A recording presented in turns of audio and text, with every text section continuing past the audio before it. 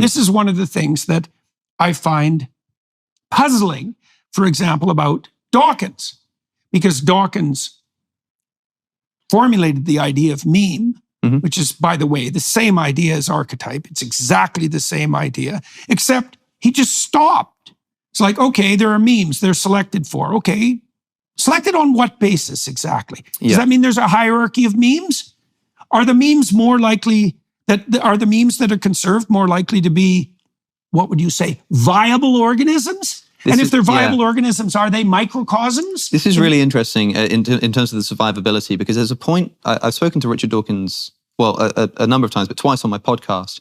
And the second time, somebody pointed out to me that there might be a point of agreement between you two that has been overlooked, which is that, I don't know if you've ever come across the evolutionary argument against naturalism, or the argument from reason, the idea that if you're a materialist, you can't trust your reasonable faculties. So Alvin Plantinga formulated this very well, very, very geniusly, I think, in saying that if you believe that evolution by natural selection happens materially, what does natural selection select for?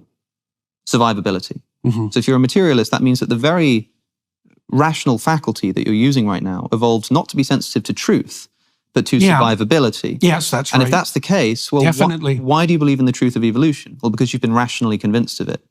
But the thing that you've just assented to, the belief itself, has just undercut the process by which you came to that belief. There's a whole, the New England pragmatists figured this out in like 1880. Yeah, now I think this is a fascinating, I think it really is just It is. It's exciting. It's a novel. That's for sure. Brilliant. That's for sure. It's actually a point where Darwin and Newton do not come together.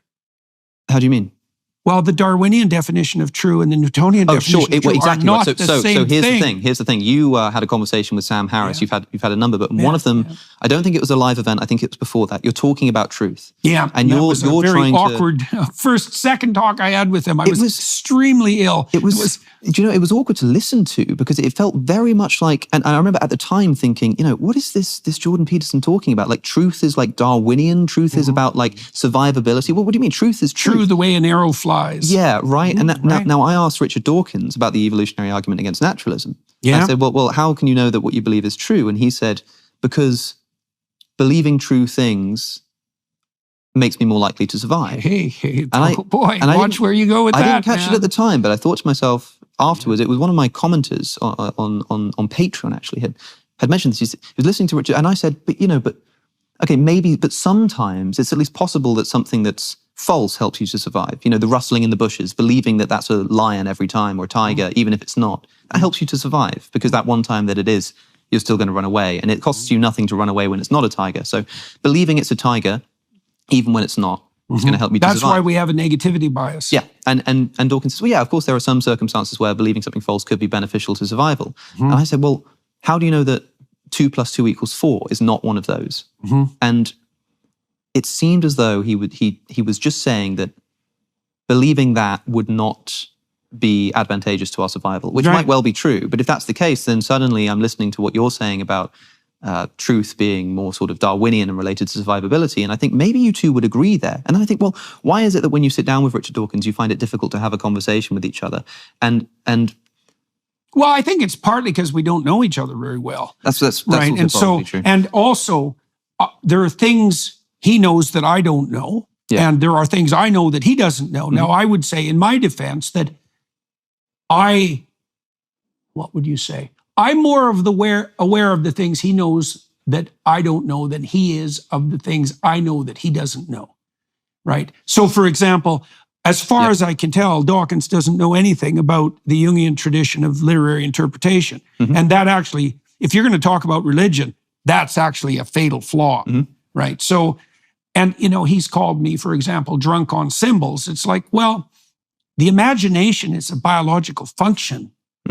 And it has a structure and a purpose, and it has its own logos, its own intelligible order. And if you're not aware of that order, that doesn't make me drunk on symbols. It just means you don't know what you're talking about. Now, that frustration that you appeal to there, when you hear Richard Dawkins, I think Terry Eagleton said that listening to Dawkins on theology is like listening to somebody write a book about biology whose only knowledge of the subject is having once read the Great British Book of Birds. And okay, fair enough.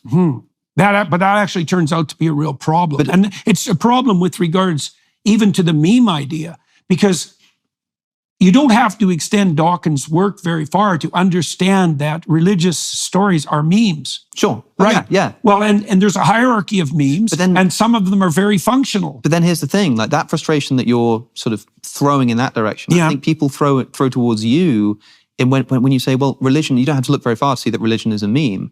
Well, without further clarification, and of course there's going to be it, you can understand why to somebody first listening, that sounds almost atheistic, or religion is a meme. No, right? Religion is not a true historical account of the history of the universe. It's not a true historical account. It's a meme. Now, when you say that the resurrection of Jesus. Well, what does it mean historically that the Spirit of God brooded upon the primordial waters? Like, what does that mean historically? Well, no one knows. I what agree. That means historically. I don't think right. that at least most of Genesis or parts of Genesis are supposed to be. I mean, the Bible is a library, right? It's not a book, and that means that it's going to contain different genres. That's for sure. And so when I read and some of them are more historically accurate, and some of them tilt more towards that kind of elusive. I don't mean elusive I mean ALLUSIV. Elusive, yeah, sure. Right? That elusive and symbolic form that characterizes Genesis 1. So because there are different genres here, it depends on what story we're talking about. And I think that what I often observe you doing is we might talk about Christianity, and if you aren't comfortable committing to a historical ideal, you'll start talking about the Spirit moving over the face of the waters, which is obviously a much more mythological ideal, and not quite equivocating them, but moving between them too quickly and not delineating them enough. So if I asked you, do you think that the Spirit moved across the face of the waters, and you said to me something like, I think it's still happening. Right, that is what I would say. I'd say, hey, fair enough. Yeah, that makes sense. It always happens. It happened at the beginning of time, and it's always happening. When somebody says, did the Exodus story happen? Did the Jews enslaved in Egypt break free of their slavery and move to the Promised Land across the desert for 40 years? Did that happen? You have also said, of the Exodus specifically, it's still happening. Yes. Now, to me, that's far more inappropriate than saying that the Spirit is still moving across the face of the waters, because I think what people mean there is, do you believe that these people in that time period actually did this in such a way that, for instance, might show up in an archaeological report? Well, I think that's the simplest answer to that is probably. Sure, and that's fine too. But we don't know. There is, like, to the degree that there's been archaeological investigations into the kinds of biblical narratives that you've described, the archaeological evidence tends to fall on the side of historical accuracy in relationship to the Bible, quite surprisingly often. Clearly, you spent more time in Exodus than probably any person I've ever met in person, right? Clearly, the story sort of captivates you, and you think it's really important and can teach us a lot, right? Yeah, of course. It's infinitely deep story. I think most people speaking to you already know that you think that, right? And so when they ask you a question, when they suddenly say to you, but do you think it really happened? Well, what the hell does that mean? You must know that what they mean is what I was talking about a second ago, which is that sort of...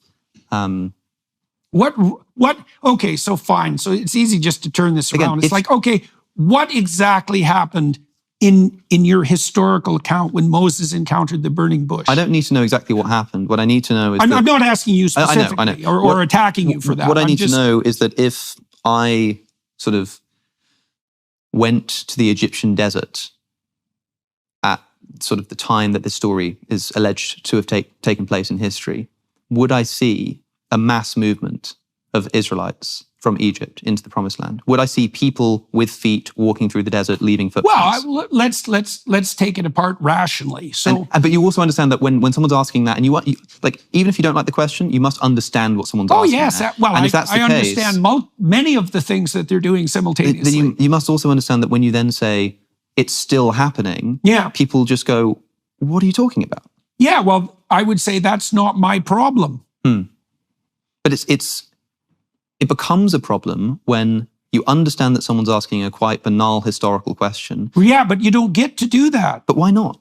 Because the stories that you're dealing with aren't banal. I agree, but like so you can't reduce them to something banal, even if it's what would you call it? Even if it's reassuring. This actually happened. Well, then what do you do with the burning bush? So this actually happened. One comparison I would make is between this and talking about fiction more broadly. Yeah. Right. Well, you got it right earlier. I would say you noted that the stories in the biblical library leap across genres. Yes. Right. Well, we know this because sometimes they're poetry and sometimes they're song. Yeah, exactly. And so in any given story, there's going to be historical account plus mythological overlay. Yeah. And, you have to be a discriminating reader to kind of see what's different. And you don't just get to say, well, all the mythological symbolism is historical reality. Yeah. It's like, no, it's not. But here's the thing, for example. So like take a piece of trivial fiction like Forrest Gump. Yeah. Right? We say like, okay, did that happen? Now, I think that what you'd probably say is something like, well, I don't think the events literally occurred, but I think that they obviously get at something that's sort of perennially true about human nature. Exactly. But then suppose I said to you, right. But hold on, they happened.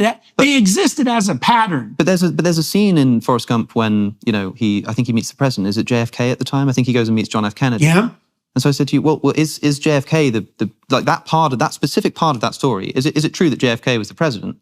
Right. And you would probably just say, yeah. Yeah. You wouldn't say anything more complicated. And even though the subject as a whole of like, is Forrest Gump true? Is Hamlet true? That's a complicated question. Very. But specifically, when I say, but interestingly, there's this little point I want to make in this broader discussion. Do you think that JFK was actually the president? You would say yes. Why do you think it matters to people? Like, I don't know. These are ancient accounts. Let's say that's the biggest Exodus. problem. Maybe that's the biggest problem that you have with the people who are asking these questions. It is. And like, hopefully, what point are you trying to make here? So the point is, I know what the point usually is the people who are asking the question believe that true unerringly means objectively happened in history, like the things that we're seeing right now happen. Yeah. It's like, well, no, so that's not how. That's not what those stories are like. For me, some of it is, but for a Christian, when asking you that, it's probably because for them they have an understanding of Christianity that requires believing in that kind of truth.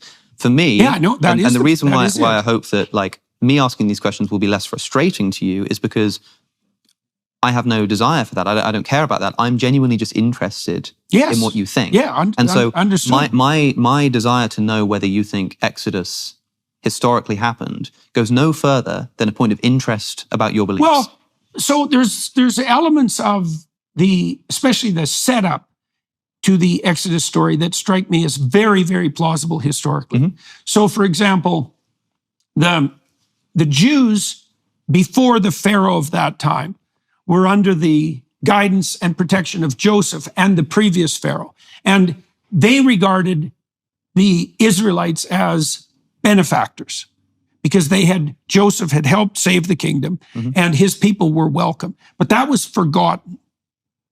And so the new Pharaoh and the new Egyptians regard the appallingly successful Jews as destructive interlopers and they make them slaves. It's like, well, can you believe that? Well, it happens all the time. Sure. It's happening right now. So it's very plausible. To me that in this particular case, saying it's very plausible is like saying something like, well, yeah, it could have happened. I don't know. Well, I don't know. I don't think anybody knows. So when somebody asks, did the Exodus really happen? That word really, when they say, like, if I just said really is the crux. If I said, did the Exodus happen? And I'd understand why you would then say, well, you've got to understand what kind of story this is. Fine. Yes. But then if somebody says, yeah, but did it really happen? Which parts of it? Even if they're not expressing it very well, like what they're getting at there is they're trying to emphasize the historicity. They're trying to say, yeah, but did it historically happen? Probably is what they mean by the word really there. Right. But the thing is, it speaks of the problem is that Christians who ask that have a metaphysics that's not Christian. Mm-hmm.